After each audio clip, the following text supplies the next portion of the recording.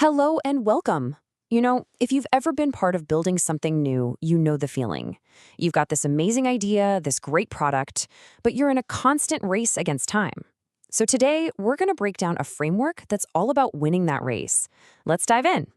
So here's the question that literally keeps product managers and engineers up at night. You have a great team, a solid plan, and you do everything right. And yet somehow you're still late. Why does this happen all the time? And maybe more importantly, what's the real damage financially when you miss that launch date?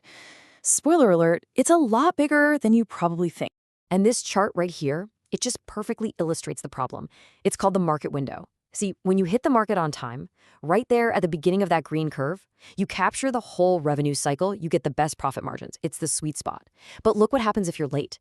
Your development costs keep climbing, and you finally launch when the revenue is already lower and the margins are shrinking. You've completely missed the peak. Every single day of delay is a direct hit to your bottom line. So, how do the best of the best avoid this trap? Well, it's not about just working longer hours or cutting corners. It's about having a whole new system, a new way of thinking about speed.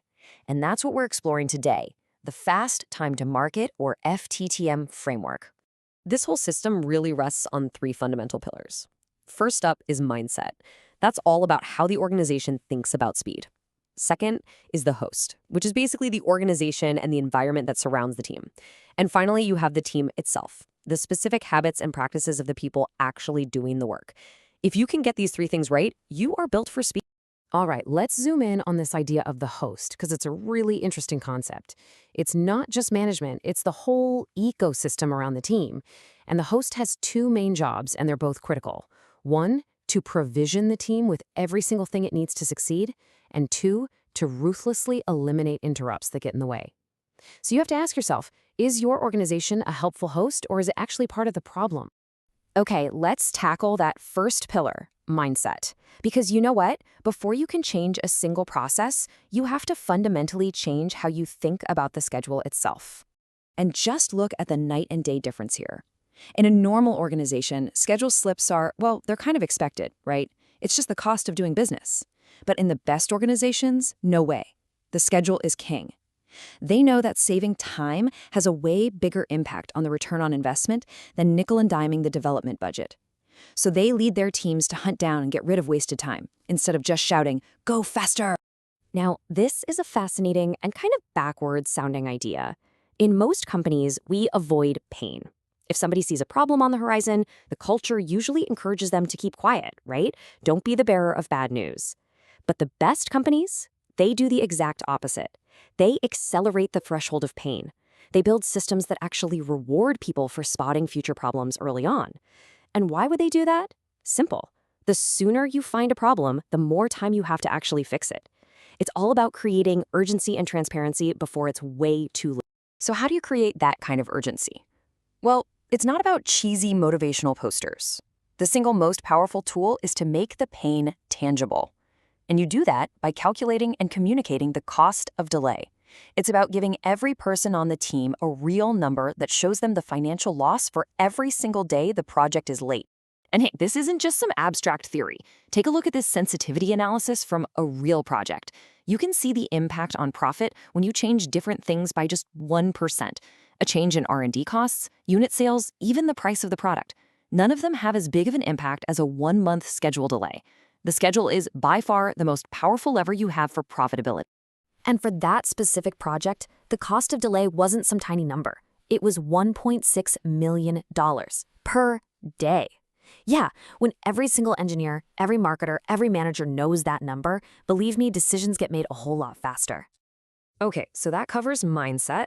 Let's move on to our second pillar, the host. This is all about creating an environment where fast teams can actually do their best work and thrive. This simple diagram really says it all. The host organization's job is to send provisions. We're talking resources, funding, clear and fast decisions into the team. And at the exact same time, its job is to act like a shield, preventing all the interrupts, like shifting priorities, slow approvals, or pointless bureaucracy from ever reaching the team in the first place. A great host just makes everything faster and better. And a huge part of being a good host is simply how decisions get made. In a normal organization, teams are constantly just waiting. waiting for approval from someone up the chain. The whole process is slow and complicated. But in the best organizations, the culture is default to action. They create super fast forums to get guidance in less than 24 hours, and they actively hunt down and dismantle all the slow, bureaucratic stuff that gets in the way. This visual illustrates such a critical balancing act. Speed isn't about zero control, right? That's just anarchy. And anarchy leads to chaos, which is slow. But on the flip side, super high control with endless sign-offs for every little thing, that creates the maximum number of interrupts. And that's also incredibly slow. The fastest companies live right there in that sweet spot at the top of the curve, finding the perfect level of control that empowers their teams without getting in their way. So we've got the right mindset, and we have a supportive host organization. What does this all look like on the ground? Let's turn to our final pillar, the team itself, and how the very best ones get the work done. And wow, the difference here is stark. Normal teams try to freeze the product specifications really early, thinking that's going to create stability. They work in these functional silos, where marketing throws requirements over the wall to engineering. They basically just hope to get it right the first time to save a little money. The best teams, they do the exact opposite. They never freeze the specs because they know learning happens constantly. They co-develop the product with their top customers, and they embrace tons of these little fail-fast learning cycles to test and integrate ideas early and often. And this, right here, is probably the most critical and honestly the most counterintuitive finding of all. The teams that tried to lock everything down from the get-go, fixed product definition, fixed launch date, they were the ones that failed the most spectacularly. The winning teams were the ones who embraced fluidity, who were constantly adapting both the product and the schedule to reality. So, we've walked through mindset, host, and team.